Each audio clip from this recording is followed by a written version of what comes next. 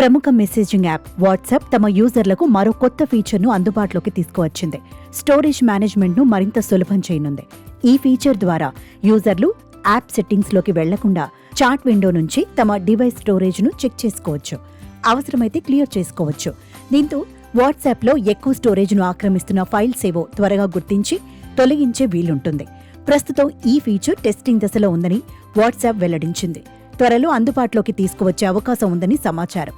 అయితే ఈ ఫీచర్ ద్వారా యూజర్లు వివిధ చాట్లలో షేర్ చేసిన ఫైల్స్ జాబితాను వాటి సైజ్ ఆధారంగా చూడొచ్చు. అవసరం లేని ఫైల్స్ డిలీట్ చేసి స్టోరేజ్ ఖాళీ చేసుకోవచ్చు. బల్క్ డిలీషన్ సపోర్ట్ కూడా ఉంది. అంటే ఒకేసారి చాలా అనవసర ఫైళ్లను ఎంచుకుని తొలగించే వీలుంటుంది. కావాల్సిన ఫైళ్లకు స్టార్ మార్క్ ఇచ్చి పొరపాటున డిలీట్ కాకుండా కాపాడుకోవచ్చు.